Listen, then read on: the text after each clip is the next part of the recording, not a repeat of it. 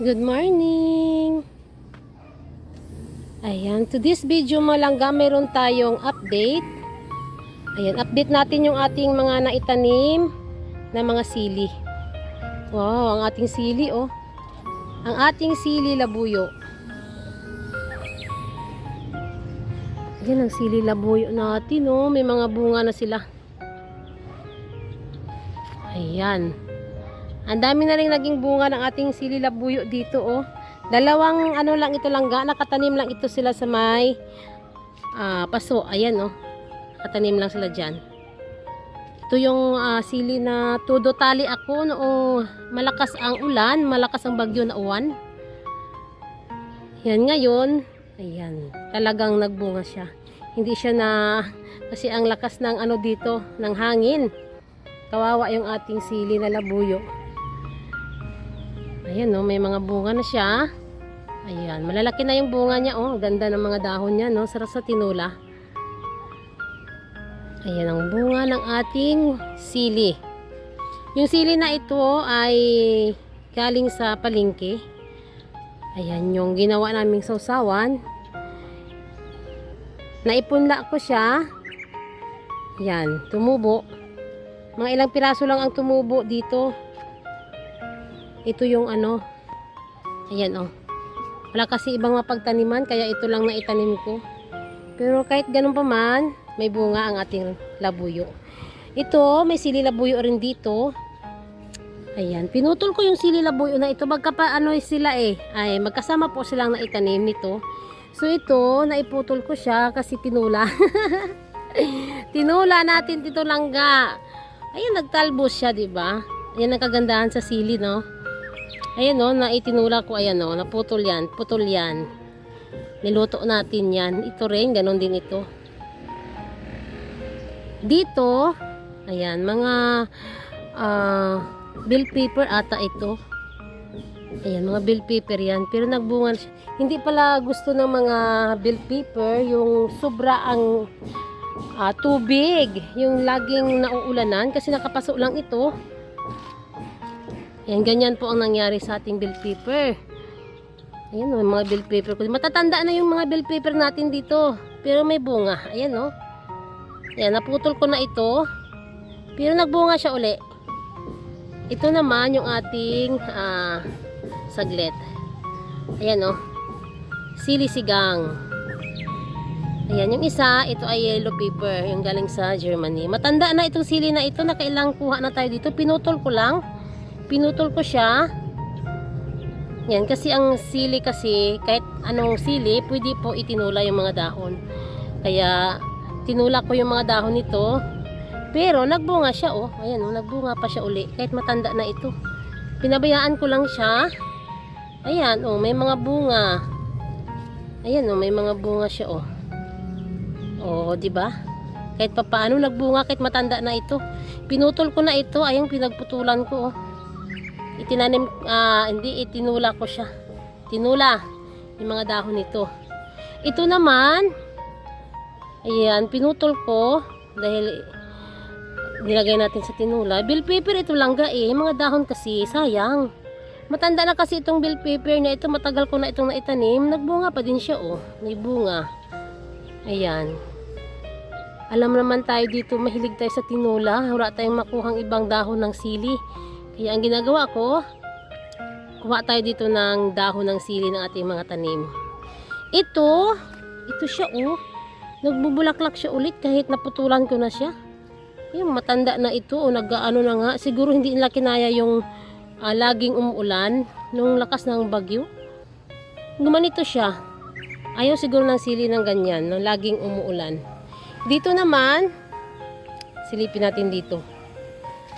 Ito yung ating ano dito, yung mga binigay sa atin na ano, na kalamansi. Sana ito ay magbunga. Yan, binigay lang yan sa atin. So dito banda, meron akong tanim dito ng mga bell pepper. Isiningit ko lang sila sa mga paso ng ano, pinya. Yan yung pinya natin na bagong transfer. Nabuhay na siya. Ayan oh. Mga bagong transfer ko yan. Ayan oh. May bunga ang bell pepper natin oh. Yan ang taba ng bell pepper dito. Yan, nakatanim lang sila sa Ayan, ang bell pepper natin. Nagbubulaklak na rin sila, oh. Ayan. Taba, oh. Mataba. Mataba ang bell pepper natin dito. Kahit nakasingit lang yan sa may paso ng ating pinya. O, diba? Ganda ng tubo ng bell pepper. Okay. Ayan. Update lang natin yung mga ating mga sili na yan. Sunod na araw, balik tayo dyan. Babalikan natin itong ating mga sili kung makapag-harvest na tayo, diba? Okay. Ayan, itong mga sa sunod na araw makapag-harvest na tayo dito, oh. Sa ating sili labuyo. Ayan. Sana hindi ito targetin ng mga ibon, eh. Maraming ibon dito lang, ga. Ayan, daming ibon dito. Nagliliparan dito kasi ang tambayan nila sa puno ng aking malunggay. Pero sana matirhan tayo ng mga ibon. Okay, ayan. Sunod na araw, balik tayo dito.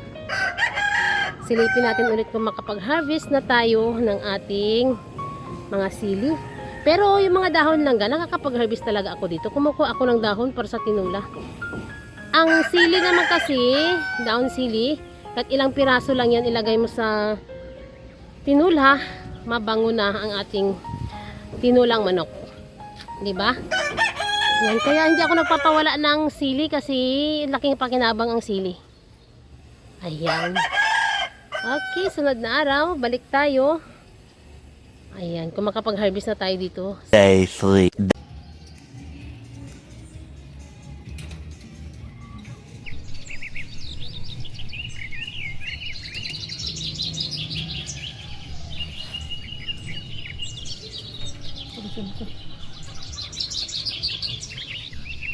Okay na. Okay na. Wow.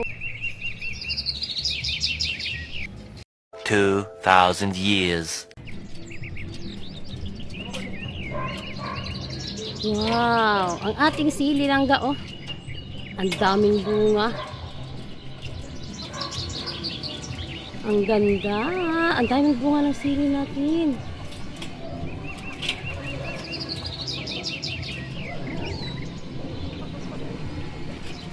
Ayan, grabe na naman bunga. Yung unang harvest natin ay konti pa lang, ito lalo siyang dumami, oh. Ayan. Bukas, ayan, mag-harvest tayo dito. Kasi busy pa tayo ngayon, hapon na, nagdidilig tayo. O diba? Dalawang lang yan, ha, dalawang puno lang yung ating sili na yan. Yung sili natin, oh.